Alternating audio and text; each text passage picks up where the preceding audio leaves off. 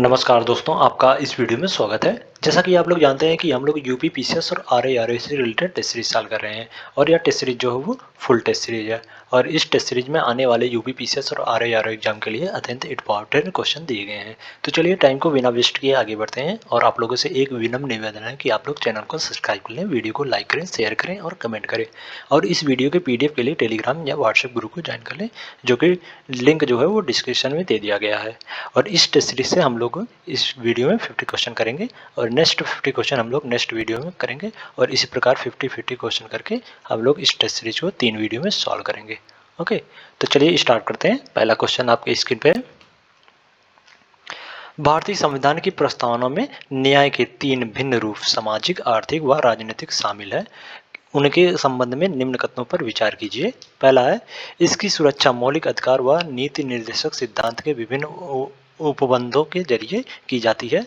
और दूसरा कथन है, सामाजिक, आर्थिक और राजनीतिक न्याय के इन तत्वों को फ्रांसीसी क्रांति से लिया गया है। उपरोक्त में से कौन सा कथन सही है? भारतीय संविधान की प्रस्तावना में न्याय जो है 3 भिन्न रूपों में शामिल है, सामाजिक, आर्थिक व राजनीतिक, और इनकी सुरक्षा जो मौलिक अधिकार व नीति निर्देशक सिद्धांत के विभिन्न उपबंधों के जरिए की जाती है। तो इस प्रकार जो कथन एक है वो सही हो जाएगा। इसमें सामाजिक, आर्थिक और राजनीतिक न्याय के इन तत्वों को 1917 की रूस क्रांति से लिया गया, ना कि फ्रांसीसी क्रांति से। इन तत्वों को जो है रूस क्रांति से लिया गया है, रूस की क्रांति से। ओके, ना कि फ्रांसीसी की क्रांति से। तो इस प्रकार जो कथन 2 है वो गलत हो जाएगा। तो इसमें केवल एक सही है, तो ए इज द राइट आंसर हो जाएगा। नेक्स्ट क्वेश्चन है, निम्नलिखित में से कौन सी विशेषताएं सांसदीय शासन व्यवस्था की हैं? कूट के माध्यम से सही उत्तर चुनिए। पहला है दोहरी कार्यकारिणी, दूसरा सामूहिक उत्तरदायित्व, तीसरा है राजनीतिक एकरूपता और चौथा है शक्तियों का विभेद।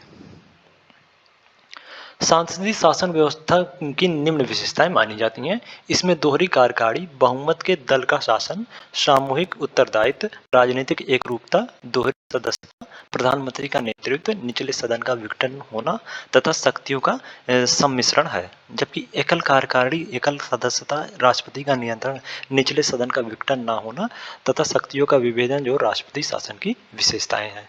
तो इस प्रकार जो ये चारों जो हैं वो सांसदीय शासन की विशेषताएं हैं। ओके, तो इस प्रकार इसमें 1, 2, 3 और 4 इधर राइट आंसर हो जाएगा। तो इसमें ए इधर राइट आंसर हो जाएगा। नेक्स्ट क्वेश्चन है, इसमें शक्तियों का विभेदन जो है वो ये राष्ट्रपति शासन की विशेषता है, ना कि सांसदीय शासन की विशेषता है इसमें। ओके, तो इसमें 1, 2, 3 केवल 1, 2, 3 सही है। तो इसमें डी द राइट आंसर हो जाएगा। शक्तियों का विभेदन जो है वो राष्ट्रपति शासन की विशेषता में आता है। ओके, तो इसमें जो कथन 4 है वो गलत हो जाएगा। तो इसमें केवल 1, 2, 3 सही है, तो डी द राइट आंसर हो जाएगा। नेक्स्ट क्वेश्चन है,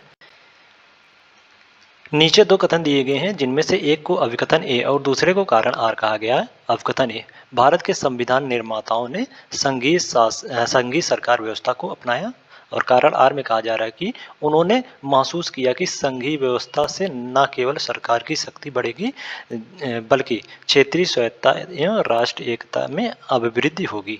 नीचे दिए गए कूट से सही उत्तर का चयन कीजिए।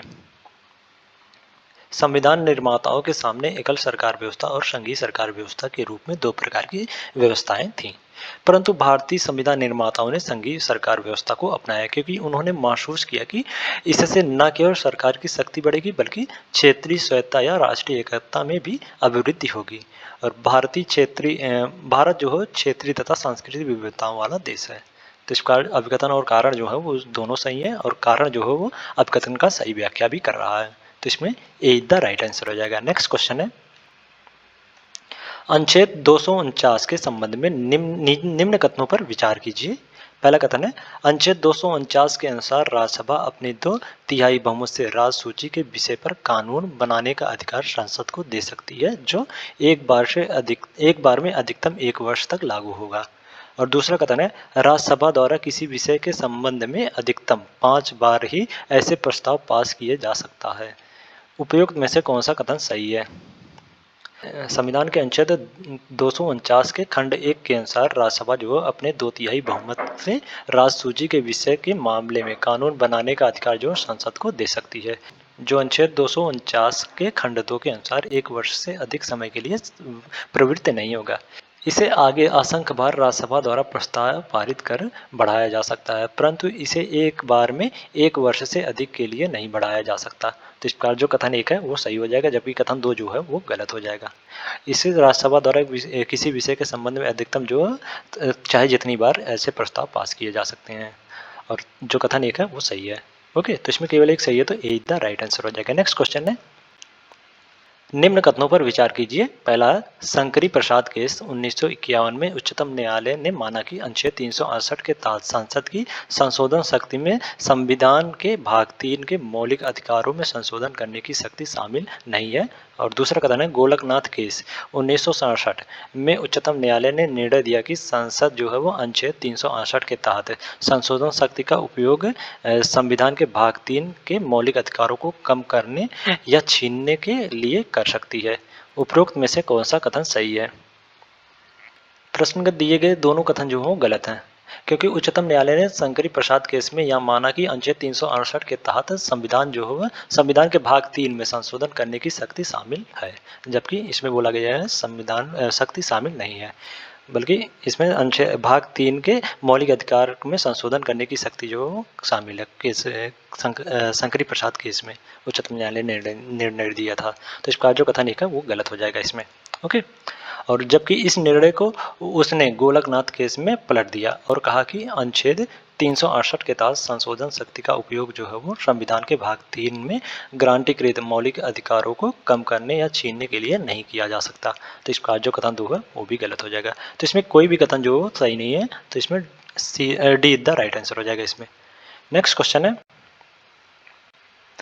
निम्नलिखित राज्यों में से किन किन में अनुसूचित जनजातियों के लिए लोकसभा में स्थान आरक्षित नहीं है? कूट के माध्यम से सही उत्तर चुनिए।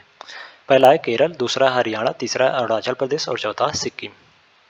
वर्ष 2008 के परिसीमन के अनुसार अरुणाचल प्रदेश, हरियाणा, केरल, सिक्किम, बिहार, गोवा, हिमाचल प्रदेश, जम्मू और कश्मीर, केरल, नागालैंड, पंजाब, तमिलनाडु, उत्तराखंड, उत्तर प्रदेश में तथा दादर नागर हवेली और लक्षद्वीप के अनुसूचित जनजातियों के लिए लोकसभा में स्थान जो आरक्षित नहीं है। तो इस प्रकार ये चारों जो हैं वो ये चारों में अनुसूचित जनजातियों के लिए लोकसभा में स्थान जो आरक्षित नहीं है। तो इसमें ए द राइट आंसर हो जाएगा। नेक्स्ट क्वेश्चन है, भारतीय संविधान की तृतीय अनुसूची शपथ या प्रतिज्ञा के प्रारूप से संबंधित है। निम्न में से किसके शपथ का उल्लेख इस अनुसूची में है? कूट के माध्यम से सही उत्तर चुनिए।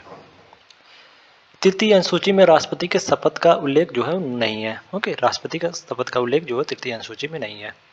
ओके, भारत के राष्ट्रपति का शपथ का प्रारूप जो है संविधान के अनुच्छेद 60 में दिया गया है, जबकि तृतीय अनुसूची में संघ के मंत्री, संसद के सदस्य, संसद के निर्वाचन के अभ्यर्थी, उच्चतम न्यायालय और उच्च न्यायालय के न्यायाधीश, भारत के नियंत्रक महालेखा परीक्षक, किसी राज्य के मंत्री आदि के शपथ का प्रारूप का उल्लेख है इसमें तृतीय अनुसूची में। तो इस प्रकार इसमें 1, 2 और 3 इधर राइट आंसर हो जाएगा, तो इसमें बी द राइट आंसर हो जाएगा। राष्ट्रपति के शपथ का उल्लेख जो है अनुच्छेद 60 में दिया गया है इसके शपथ का उल्लेख। ओके, तो इसमें जो 1, 2, 3 इधर राइट आंसर हो जाएगा, तो इसमें बी द राइट आंसर हो जाएगा। नेक्स्ट क्वेश्चन है, निम्नलिखित युग्मों में से कौन सा एक सही सुमेलित नहीं है? अनुच्छेद प्रावधान। ऑप्शन ए अनुच्छेद 16A। अनुच्छेद 16A में यह प्रावधान किया गया है कि लोक नियोजन में अवसर की समानता है। अनुच्छेद 16(1) में लोक नियोजन में अवसर की समानता का प्रावधान है, तो इसका जो ऑप्शन ए है वो सही सुमेलित है। ओके, और अनुच्छेद 16(3) में जो है सांसद को किसी राज्य या केंद्र शासित प्रदेश की सरकार या उसके भीतर किसी स्थानीय या अन्य प्राधिकरण के अधीन किसी कार्यालय में निश्चित रोजगार या नियुक्ति की आवश्यकता के रूप में निवास निर्धारित करने के लिए कोई कानून बनाने से रोका नहीं जाएगा। यह प्रावधान है, न कि राज्य के अधीन सेवाओं में पर्याप्त प्रतिनिधित्व नहीं होने पर पिछड़े वर्ग के लिए आरक्षण। पिछड़े वर्ग के लिए आरक्षण का प्रावधान जो अनुच्छेद 16(4) में है, न कि अनुच्छेद 3 में। पिछड़े वर्ग के लिए आरक्षण जो है वो अनुच्छेद 16(4) में है, तो इस प्रकार जो ऑप्शन बी है वो सही सुमेलित नहीं है इसमें, तो इसमें बी द राइट आंसर हो जाएगा, और शेष कथन जो वो सही सुमेलित है। ओके, तो इसमें बी द राइट आंसर हो जाएगा। नेक्स्ट क्वेश्चन है, भारतीय संविधान में उप प्रधानमंत्री पद का कोई प्रावधान नहीं है, परंतु समय समय पर भारत में विभिन्न सरकारों में उप प्रधानमंत्री की नियुक्ति की गई है। निम्न उप प्रधानमंत्रियों को उनके कालक्रम अनुसार व्यवस्थित करें और कूट के माध्यम से सही उत्तर चुनिए। पहला वाई बी चौहान और दूसरा है चौधरी चरण सिंह, तीसरा है मोरारजी देसाई और चौथा है देवीलाल। भारतीय संविधान में उप प्रधानमंत्री पद का कोई प्रावधान नहीं है, परंतु समय समय पर राजनीतिक दलों की सरकार ने उप प्रधानमंत्री पद दिए, जिसमें सबसे पहले जो है वो सरदार वल्लभ भाई पटेल को उप प्रधानमंत्री पद दिया गया था, जबकि मोरारजी देसाई को 1967 से 1969 तक उप प्रधानमंत्री का पद दिया गया था। 1967 से 1969 तक उप प्रधानमंत्री का पद दिया गया था। और उसके बाद चौधरी चरण सिंह को 1979 से जनवरी 1979 से जुलाई 1979 तक उप प्रधानमंत्री का पद दिया गया था। फिर उसके बाद वाई वी चौहान को 1979 से 80 के मध्य इनको उप प्रधानमंत्री का पद दिया गया था, तथा सबसे लास्ट में देवीलाल 1989 से 90 के बीच में 1989 से 90 के बीच में देवीलाल को दिया गया था उप प्रधानमंत्री का पद। ओके, तो इस प्रकार सबसे पहले इसमें मोरारजी देसाई उप प्रधानमंत्री बने, फिर चौधरी चरण सिंह, फिर वाई बी चौहान, फिर देवीलाल। तो इसमें 3 2 1 4 तो इसमें सीधा राइट आंसर हो जाएगा। नेक्स्ट क्वेश्चन है, निम्न कथनों पर विचार कीजिए। पहला है 73वां संविधान संशोधन अधिनियम 1992 24 मई 1993 को लागू हुआ। और दूसरा कथन है, इस अधिनियम का अभिपालन करने वाला पहला राज्य राजस्थान था। उपरोक्त में से कौन सा कथन सही है? 73वां संविधान संशोधन अधिनियम 1992 जो है वो 24 अप्रैल 1993 को लागू हुआ था, ना कि 24 मई, 24 अप्रैल को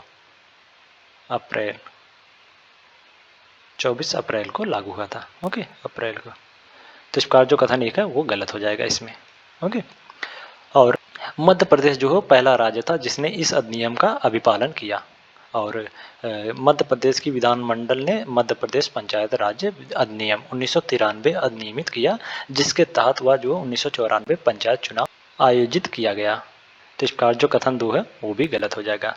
ये इस अधिनियम का अभिपालन करने वाला पहला राज्य जो है मध्य प्रदेश था, एमपी, ना कि राजस्थान था। ओके, तो इस प्रकार इसमें कोई भी कथन जो है सही नहीं है, तो इसमें डी द राइट आंसर हो जाएगा। नेक्स्ट क्वेश्चन है, कांग्रेस कार्य समिति द्वारा 1947 में भारत विभाजन के प्रस्ताव को स्वीकार करने पर किसने कहा था कि विभाजन को मंजूर करना कांग्रेस की राजनीतिक असफलता है? Option A Khan Abdul Ghaffar Khan, option B Govind Ballabh Pant, option C Abdul Kalam Azad और ऑप्शन डी पुरुषोत्तम दास टंडन।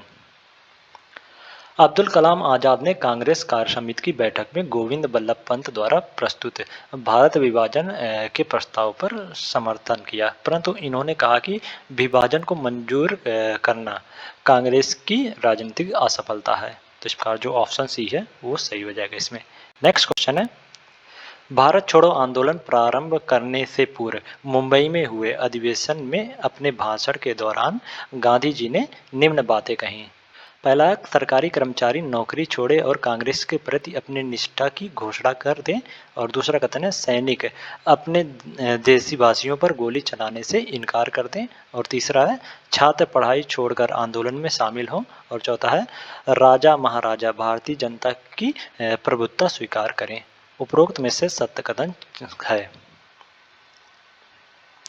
भारत छोड़ो आंदोलन प्रारंभ करने से पूर्व मुंबई के ग्वालियर टैंक में हुए कांग्रेस के अधिवेशन में अपने भाषण के दौरान गांधी जी ने निम्न बातें कही, और वे हैं, सरकारी कर्मचारी जो है नौकरी ना छोड़े लेकिन कांग्रेस के प्रति अपने निष्ठा की घोषणा कर दें।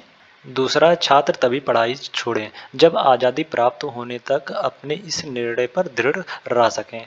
और तीसरा, सैनिक अपने देशवासियों पर गोली चलाने से इनकार कर दें।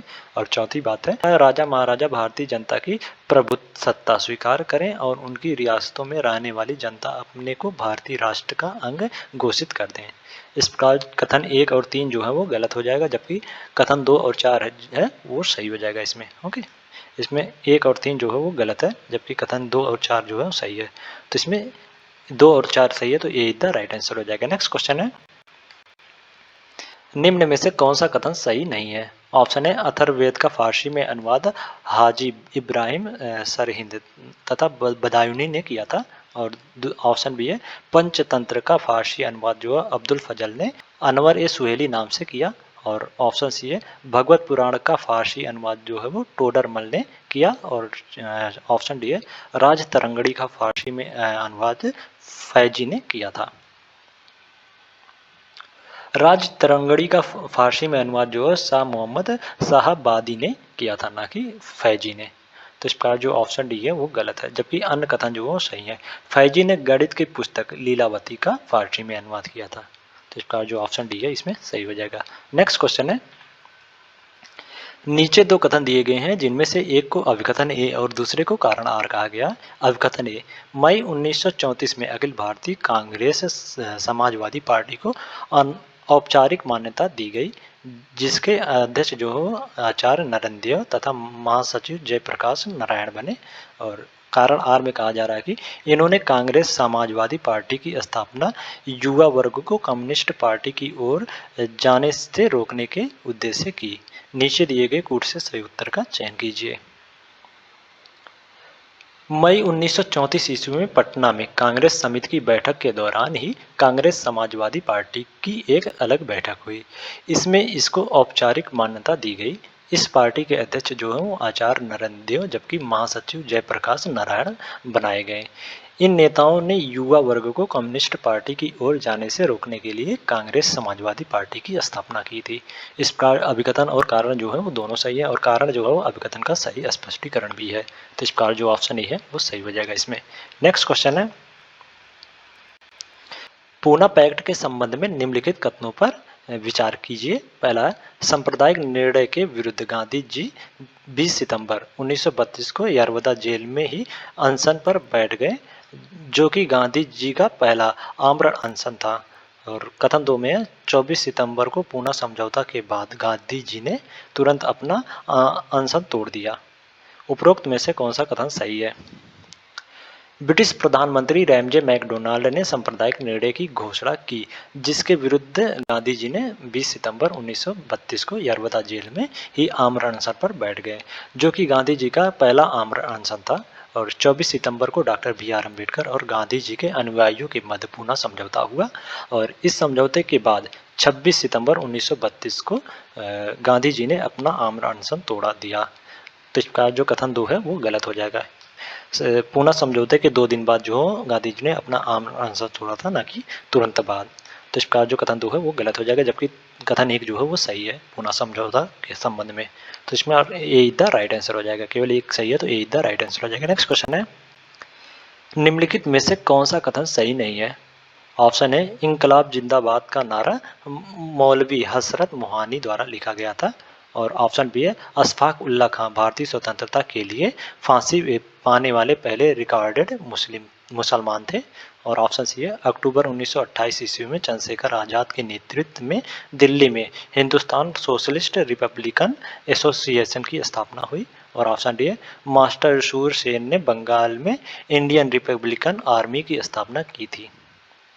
चंद्रशेखर आजाद के नेतृत्व में दिल्ली में हिंदुस्तान सोशलिस्ट रिपब्लिकन एसोसिएशन की स्थापना जो है सितंबर 1928 में हुई थी, ना कि अक्टूबर 1928 में। तो इसका जो ऑप्शन सी है वो सही नहीं है, तो इसमें सीधा राइट आंसर हो जाएगा। ओके, अक्टूबर 1928 में नहीं हुई थी, तो इसमें सीधा राइट आंसर हो जाएगा। नेक्स्ट क्वेश्चन है, 1944 में प्रस्तुत शिक्षा की सर्जेंट योजना में कौन से प्रावधान थे? कूट के माध्यम से सही कथन चुनें। पहला है, इसमें प्राथमिक विद्यालय और उच्च माध्यमिक विद्यालय स्थापित किए जाने की बात कही गई। और दूसरा है, इस योजना के अंतर्गत उत्तर माध्यमिक श्रेणी समाप्त करने की बात कही गई।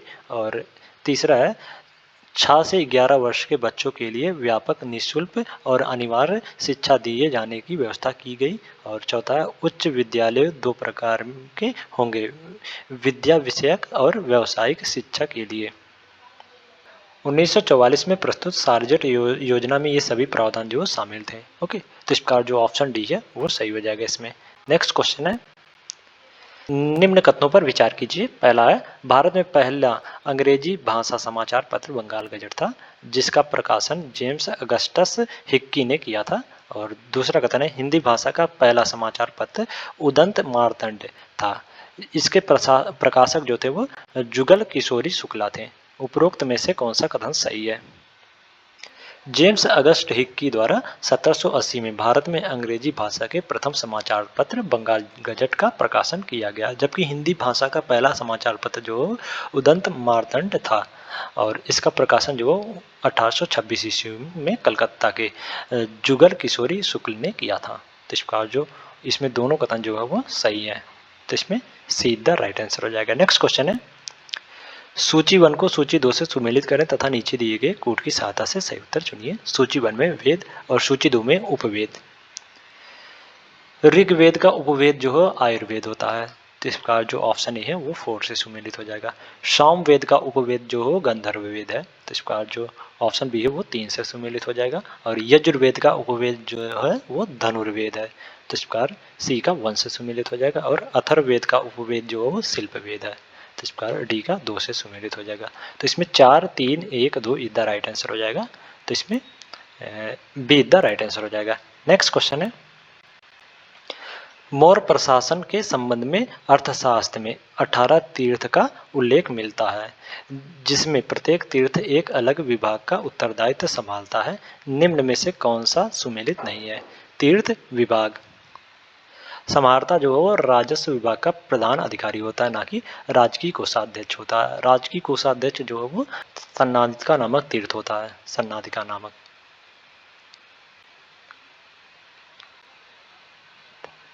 सन्नादिता सन्नादिता नामक तीर्थ होता है, राजकोषाध्यक्ष, राजकीय कोषाध्यक्ष। ओके, और समाहर्ता जो है राजस्व विभाग का प्रधान अधिकारी होता है, राजस्व विभाग का। तो इसका जो ऑप्शन ए है वो सही सुमेलित नहीं है, तो इसमें ए द राइट आंसर हो जाएगा, इसमें ए द राइट आंसर हो जाएगा। ओके, नेक्स्ट क्वेश्चन है,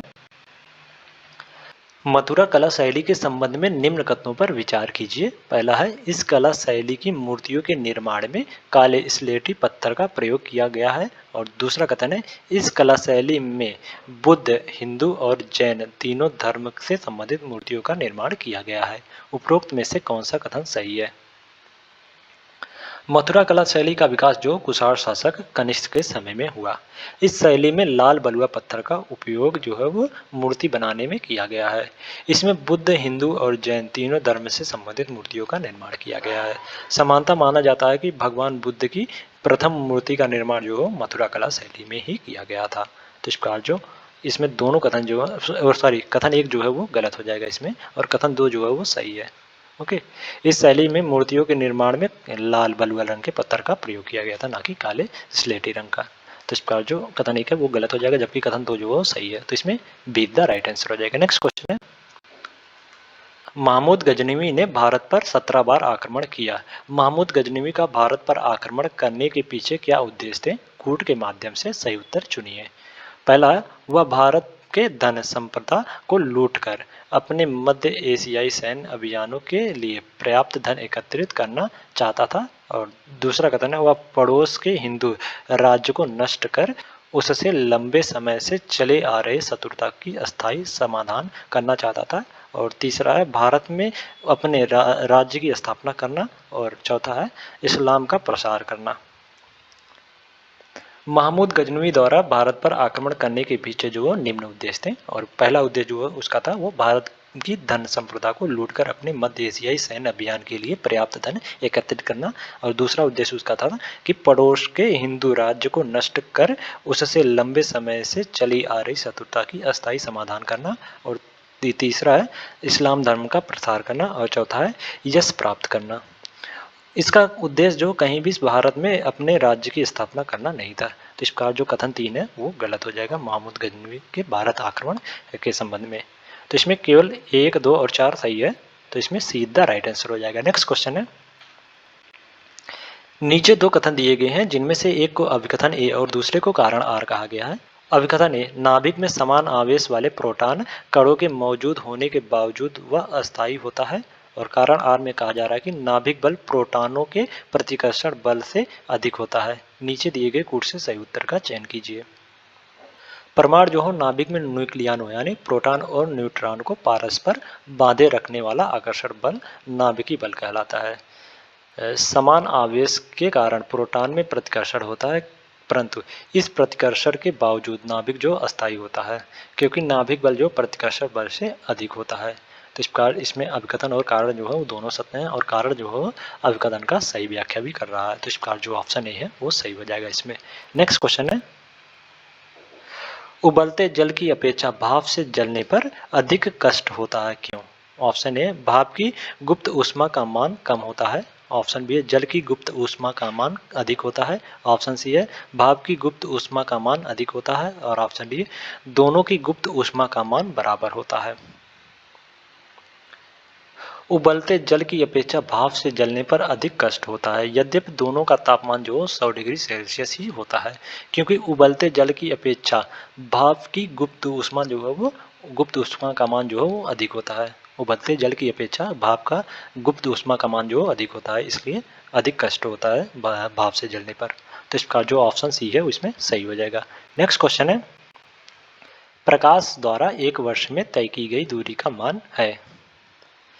प्रकाश द्वारा एक वर्ष में तय की गई दूरी को प्रकाश वर्ष कहते हैं और एक प्रकाश वर्ष इक्वल टू 9.46 इंटू 10⁻15 मीटर होता है। तो इसका जो ऑप्शन बी है वो सही हो जाएगा। इसमें ध्यान देने योग्य है, इसमें देखो मीटर है तो यहाँ 10⁻15 हो जाएगा। अगर यहीं किलोमीटर होता तो 9.46 इंटू 10⁻12 किलोमीटर हो जाता है। ये किलोमीटर में ये सही हो जाएगा, ऑप्शन है। यही खेल है इसमें, इसको ध्यान में रखिएगा, मीटर है कि लास्ट में मीटर है कि किलोमीटर है। ओके, तो इसमें बी द राइट आंसर हो जाएगा। अगर मीटर रहेगा तो 10⁻5 रहेगा, 10⁻15 रहेगा, और अगर किलोमीटर रहेगा तो 10⁻12 हो जाएगा। तो इसमें बी द राइट आंसर हो जाएगा। नेक्स्ट क्वेश्चन है, निम्न में से कौन एक किसी निकाय में विद्युत आवेश की उपस्थिति का पता लगाने वाला उपकरण है? इलेक्ट्रोस्कोप जो हो किसी निकाय में विद्युत आवेश की उपस्थिति का पता लगाने वाला उपकरण है, जबकि इलेक्ट्रोमीटर जो हो विद्युत आवेश या विभवांतर का माप करने वाला उपकरण है। तो इसका जो ऑप्शन डी है वो सही हो जाएगा इसमें। नेक्स्ट क्वेश्चन है, प्रकाश के निम्नलिखित में से किस एक गुण की व्याख्या उसकी प्रकृति को तरंग मानकर नहीं की जा सकती? ऑप्शन ए व्यक्तीकरण, ऑप्शन ए विवर्तन, ऑप्शन सी प्रकाश विद्युत प्रभाव और ऑप्शन डी परावर्तन। प्रकाश की प्रकृति जो है वो दोहरी होती है। प्रकाश दो तरह के होते हैं, जैसे दो तरह के, पहला जो है कण के समान होता है, दूसरा जो है तरंग के समान। ओके, ये दो प्रकार के प्रकाश होते हैं, पहला कण के समान और दूसरा तरंग के समान प्रकाश। प्रकाश के कुछ गुण जो है वो यथार्थ प्रकाश के गुण जो है व्यक्तीकरण, विवर्तन, ध्रुवण आदि की व्याख्या जो प्रकाश के प्रकृति को तरंग मानकर की जाती है, जबकि प्रकाश वैद्युत प्रवाह की व्याख्या जो है प्रकाश को कण मानकर की जाती है। तो इसमें जो ऑप्शन सी है वो सही हो जाएगा इसमें। नेक्स्ट क्वेश्चन है, डेजर्ट कूलर द्वारा शीतलन किस पर आधारित है? ऑप्शन ए अपरसरण, ऑप्शन बी है वाष्पन शीतलन, ऑप्शन सी है उष्ण वायु प्रतिस्थापन और ऑप्शन डी है परासरण। डेजर्ट कूलर जो हो पानी के वाष्पीकरण द्वारा वायु को शीतल करता है, यानी वाष्पन शीतलन द्वारा डेजर्ट कूलर का शीतलन होता है। तो इसका जो ऑप्शन बी है वो सही हो जाएगा इसमें। नेक्स्ट क्वेश्चन है, निम्नलिखित युग्मों में से कौन सा एक सही सुमेलित नहीं है? ऑप्शन ए बेकेलाइट। बेकेलाइट जो है एक प्रकार का थर्मोसेटिंग प्लास्टिक है, ना कि थर्मोप्लास्टिक है। तो इसका जो ऑप्शन ए है वो सही सुमेलित नहीं है। तो इसमें ए द राइट आंसर हो जाएगा। बेकेलाइट जो है एक प्रकार का थर्मोसेटिंग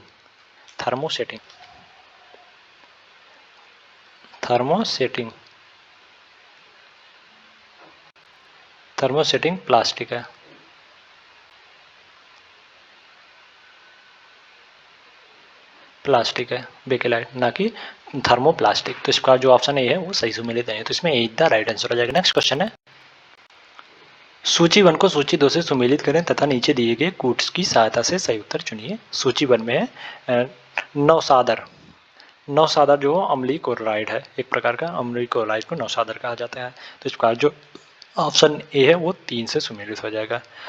नाइट्रोलिम, नाइट्रोलिम जो है वो नाइट्रोलिम कैल्शियम साइनाइड को कहते हैं, कैल्शियम साइनाइड को नाइट्रोलिम कहते हैं। तो इसका बी का 4 से सम्मिलित हो जाएगा। और चिली साल्पीटर, चिली साल्पीटर जो हो सोडियम नाइट्रेट को कहते हैं, सोडियम नाइट्रेट को। तो इस प्रकार सी का 2 से सम्मिलित हो जाएगा। और सोरा जो है वो पोटेशियम नाइट्रेट को सोरा कहते हैं। तो इस प्रकार जो ऑप्शन डी है वो 1 से सम्मिलित हो जाएगा। तो इसमें 3 4 2 1, 3 4 2 1, तो इसमें बी द राइट आंसर हो जाएगा। नेक्स्ट क्वेश्चन है, निम्नलिखित में से कौन एक भ्रम उत्पन्न करने वाली दवा है? Option A aspirin, option B utropin, option C LSD और ऑप्शन डी क्लोरेटोन। एलएसडी जो है वो एक भ्रम उत्पन्न करने वाली दवा है। एलएसडी का पूरा नाम जो है लाइसर्जिक अम्ल डाइथाइलेमाइड है। तो इस प्रकार जो ऑप्शन सी है वो सही हो जाएगा इसमें। नेक्स्ट क्वेश्चन है, निम्नलिखित में से कौन एक वाटर गैस का प्रमुख घटक है? ऑप्शन है methane plus ethane, option B है butane plus propane, option C है कार्बन मोनोऑक्साइड प्लस नाइट्रोजन और option D carbon monoxide plus hydrogen. Methane plus ethane जो है वो सीएनजी का घटक है, सीएनजी का। मीथेन प्लस इथेन जो है सीएनजी का घटक है, सीएनजी का। ब्यूटेन प्लस प्रोपेन जो है वो ब्यूटेन प्लस प्रोपेन जो है एलपीजी का घटक है, एलपीजी का, एलपीजी का ब्यूटेन प्लस प्रोपेन घटक है। ओके। और कार्बन मोनोऑक्साइड प्लस नाइट्रोजन का घटक जो है वो प्रोड्यूसर गैस है, प्रोड्यूसर गैस। और कार्बन मोनोऑक्साइड प्लस हाइड्रोजन जो है वो वाटर गैस का घटक है, वाटर गैस का, वाटर गैस का घटक है। ओके। तो इस प्रकार जो ऑप्शन डी है वो सही हो जाएगा इसमें। नेक्स्ट क्वेश्चन है, निम्नलिखित कथनों में से कौन सा सही है?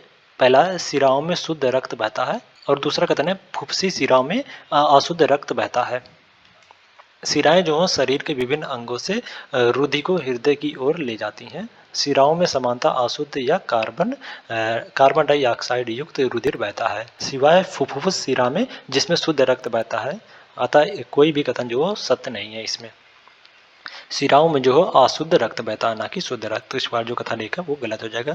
जबकि फुफ्फुस सिरा में शुद्ध रक्त बहता है, ना कि अशुद्ध। तो इस प्रकार जो कथन दो है वो भी गलत हो जाएगा। तो इसमें कोई भी कथन जो सही नहीं है, तो इसमें डी द राइट आंसर हो जाएगा। नेक्स्ट क्वेश्चन है, निम्नलिखित में से किस रोग में शरीर का निर्जलीकरण हो जाता है? ऑप्शन ए कांस रोग, ऑप्शन बी है एडिसन रोग, ऑप्शन सी है कुशिंग रोग और ऑप्शन डी है विरिलिज्म रोग। एडिसन जो है एड्रीनेलिन के अल्पसांद्रण से होने वाला एक रोग है।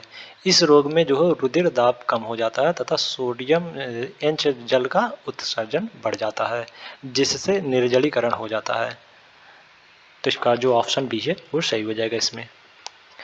एडिसन रोग से शरीर में जो है निर्जलीकरण हो जाता है। तो इसमें बी द राइट आंसर हो जाएगा। नेक्स्ट क्वेश्चन है, निम्नलिखित में से कौन सा एक रक्त में हाइड्रोजन आयन सांद्रता यानी पीएच का नियंत्रण करता है?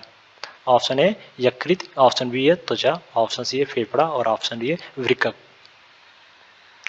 रक्त में हाइड्रोजन आयन सांद्रता का नियंत्रण जो वृक्क करता है, यानी किडनी जो है वो रक्त में हाइड्रोजन आयन सांद्रता का नियंत्रण करता है। तो इसका जो ऑप्शन डी है वो सही हो जाएगा इसमें। नेक्स्ट क्वेश्चन है, निम्नलिखित कथनों पर विचार करें। पहला, संविधान का भाग 20 तथा अनुच्छेद 368 संविधान संशोधन से संबंधित है। और दूसरा कथन है, कुछ आवश्यक दशाओं में राज्य विधानमंडल को भी संविधान में संशोधन का अधिकार है।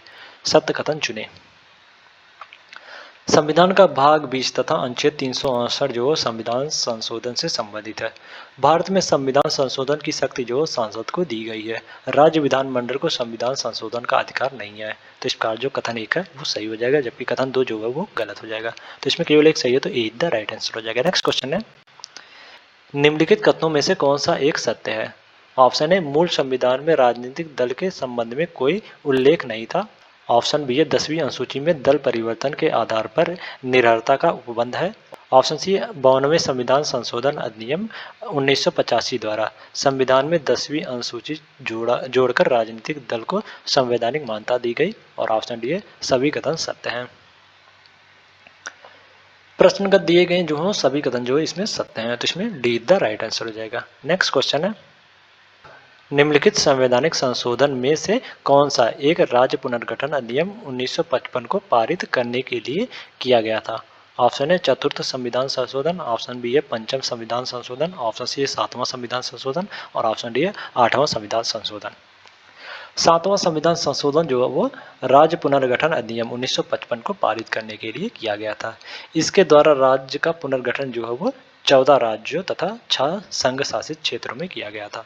तो इसका जो ऑप्शन सी है वो सही हो जाएगा इसमें। नेक्स्ट क्वेश्चन है, निम्नलिखित में से किस एक ने राष्ट्रीय विकास परिषद को सर्वोच्च मंत्रिमंडल कहा है? के संथानम ने राष्ट्रीय विकास परिषद को सर्वोच्च मंत्रिमंडल कहा है। राष्ट्रीय विकास परिषद को सहकारी संघवाद का सर्वोच्च उदाहरण माना जाता है। तो इसका जो ऑप्शन ए है वो सही हो जाएगा इसमें।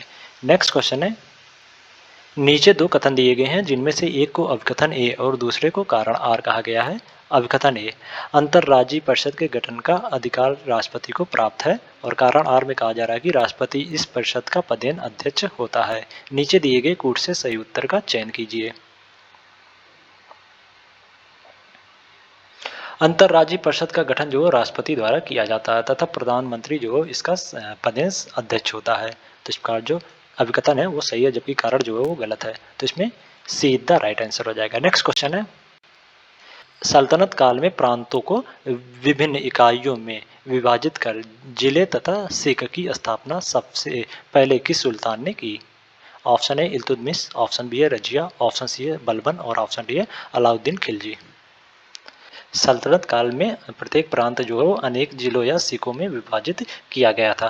जिला या सिक की स्थापना जो है वो सर्वप्रथम बलबन ने की थी। सिख के मुखिया को सिकदार कहा जाता था। तो इसका जो ऑप्शन सी है वो सही हो जाएगा इसमें।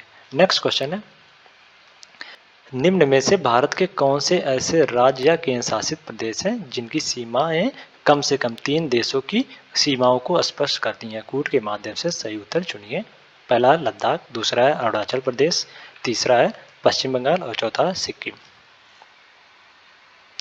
लद्दाख केंद्र शासित प्रदेश की सीमा जो है पाकिस्तान, अफगानिस्तान तथा चीन को, अरुणाचल प्रदेश की सीमा जो है चीन, म्यांमार तथा भूटान को, और पश्चिम बंगाल की सीमा जो है बांग्लादेश, नेपाल और भूटान को, तथा सिक्किम की सीमा जो है नेपाल, चीन तथा भूटान को स्पष्ट करती हैं। इस प्रकार ये सभी जो राज्य और केंद्र शासित प्रदेश की सीमाएं जो 3 राज्यों को स्पष्ट करती हैं। तो इस प्रकार जो ऑप्शन ए है वो सही हो जाएगा इसमें। नेक्स्ट क्वेश्चन है, निम्न में से किस नगर को कोची का जुड़वा नगर कहा जाता है? एर्नाकुलम नगर को कोची नगर का जुड़वा नगर कहा जाता है। तो इसका जो ऑप्शन बी है वो सही हो जाएगा इसमें। नेक्स्ट क्वेश्चन है, निम्न कथनों पर विचार कीजिए। पहला है 2011 की जनगणना के अनुसार भारत में 40 लाख से अधिक जनसंख्या वाले नगरीय संकुलों या नगरों की संख्या 9 है। और दूसरा कथन है, इन 9 महानगरों में देश की कुल नागरिक जनसंख्या का 21.8% भाग निवास करती है। उपरोक्त में से कौन सा कथन सही है? 2011 की जनगणना के अनुसार 40 लाख से अधिक जनसंख्या वाले नगर संकुलों या नगरों की कुल संख्या जो 9 है, जबकि 2011 में ऐसे नगरों की संख्या जो 7 थी। इन 9 महानगरों में देश की कुल नागरिक जनसंख्या का 23.8% भाग जो निवास करती है। 23.8% ना कि 21.8%। 23.8% भाग जो निवास करती है कुल जनसंख्या का। तो इसका जो कथन 2 है वो गलत हो जाएगा, जबकि कथन 1 जो है वो सही है इसमें। तो इसमें केवल एक सही है, तो ए इज द राइट आंसर हो जाएगा। नेक्स्ट क्वेश्चन है, पश्चिमी घाट के संबंध में निम्न में से कौन से कथन सही है? कूट के माध्यम से सही कथन चुने। पहला है, यह उत्तर में ताप्ती के मुहाने से लेकर दक्षिण में कन्याकुमारी आंतरिक तक 1600 किलोमीटर लंबे क्षेत्र में विस्तृत है। और दूसरा कथन है, यह हिमालय के बाद भारत की दूसरी सबसे लंबी पर्वत श्रेणी है। और तीसरा कथन है, इसकी औसत ऊंचाई 1300 मीटर है। और चौथा कथन है, यह वास्तविक पर्वत श्रेणी नहीं है बल्कि प्रायद्वीपीय पठार का ही एक भ्रंश कगार है। पश्चिमी घाट की औसत ऊंचाई जो 1200 मीटर है, ना कि 1300 मीटर है। तो इसका जो कथन 3 है वो पश्चिमी घाट के संबंध में गलत हो जाएगा, जबकि शेष अन्य जो कथन है वो पश्चिमी घाट के संबंध में सही है। तो इसमें 1, 2 और 4 इज द राइट आंसर हो जाएगा। तो इसमें D is the right answer हो जाएगा। नेक्स्ट क्वेश्चन है, निम्न में से कौन सा कथन सही नहीं है? ऑप्शन ए मरखा घाटी लद्दाख में स्थित है, ऑप्शन बी जुगु घाटी नागालैंड में स्थित है, ऑप्शन सी है संगला घाटी उत्तराखंड में स्थित है और ऑप्शन डी है युथांग घाटी सिक्किम में स्थित है। सांगला घाटी जो है वो हिमाचल प्रदेश के किन्नौर के पास स्थित है, ना कि उत्तराखंड में। तो इसका जो ऑप्शन सी है वो सही नहीं है, तो इसमें सीधा राइट आंसर हो जाएगा। यह हिमाचल प्रदेश यानी एचपी में स्थित है, ना कि उत्तराखंड में। तो इसमें सीधा राइट आंसर हो जाएगा। नेक्स्ट क्वेश्चन है, निम्न कथनों पर विचार कीजिए। पहला है राष्ट्र ग्रीन इंडिया मिशन को 20 फरवरी 2014 को मंजूरी प्रदान की गई। और दूसरा कथन है इस मिशन के तहत अगले एक दशक में 2 करोड़ हेक्टेयर भूमि पर वनावरण का लक्ष्य रखा गया है। उपयुक्त में से कौन सा कथन सही है? देश में वन क्षेत्र को बढ़ाने और उसकी स्थिति में सुधार लाने के उद्देश्य से राष्ट्रीय ग्रीन इंडिया मिशन को केंद्र सरकार ने 20 फरवरी 2014 को स्वीकृति प्रदान की। इस मिशन के तहत अगले एक दशक में 1 करोड़ हेक्टेयर भूमि पर वनावरण का लक्ष्य रखा गया है, न कि 2 करोड़ हेक्टेयर पर वन भूमि पर।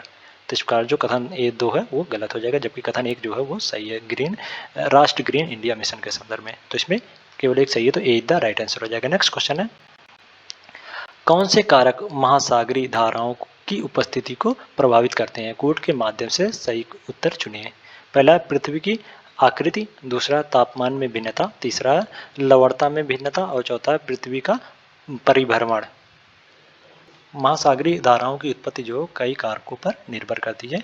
इन कारकों में पृथ्वी की आकृति, पृथ्वी की परिभ्रमण, वायुदाब, वाष्पीकरण, ताप में भिन्नता, लवणता में भिन्नता, हिम का पिघलना तथा हवाएं आदि का महत्वपूर्ण योगदान होता है। इन धाराओं की उत्पत्ति में पृथ्वी की परिक्रमण गति का कोई योगदान नहीं होता है। तो इस प्रकार जो इसमें चारों कथन जो है वो महासागरीय धाराओं की उत्पत्ति के प्रभाव के संबंध में सही है।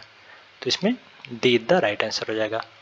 नेक्स्ट क्वेश्चन है, सूची 1 को सूची 2 से सुमेलित करें तथा नीचे दिए गए कूट की सहायता से सही उत्तर चुनिए। सूची 1 में सार और सूची 2 में नदी। रटारडम शहर जो राइन नदी के किनारे स्थित है, तो इस प्रकार ए का फोर्ट से सुमेलित हो जाएगा इसमें। ओके, और हैम्बर्ग जो है वो एबल नदी के किनारे स्थित है, एबल नदी के किनारे हैम्बर्ग, तो इस प्रकार बी का 3 से सुमेलित हो जाएगा। और बुडापेस्ट जो है वो डेन्यूब नदी के किनारे स्थित है, डेन्यूब नदी के किनारे बुडापेस्ट स्थित है, तो इस प्रकार सी का 2 से सम्मिलित हो जाएगा। और बैंकॉक जो है चाओ फ्राया नदी के किनारे स्थित है, तो इस प्रकार जो डी है वो 1 से सम्मिलित हो जाएगा। चाओ फ्राया नदी को मेनाम नदी के नाम से भी जाना जाता है। चाओ फ्राया नदी को मेनाम नदी के नाम से जाना जाता है इसको। ओके, इसका एक नाम जो है मेनाम भी है। तो इसमें 4 3 2 1 तो इसमें सीधा राइट आंसर हो जाएगा। तो आज के लिए इतना ही। अगले नेक्स्ट वीडियो में हम लोग नेक्स्ट 50 क्वेश्चन लेके आएंगे। अगर वीडियो अच्छी लगी हो तो वीडियो को लाइक कर दें और इसी प्रकार के वीडियो के लिए चैनल को सब्सक्राइब कर लें। और इस वीडियो के PDF के लिए टेलीग्राम या व्हाट्सएप ग्रुप को ज्वाइन करें, जो कि लिंक डिस्क्रिप्शन में दे दिया गया है। Thank you so much.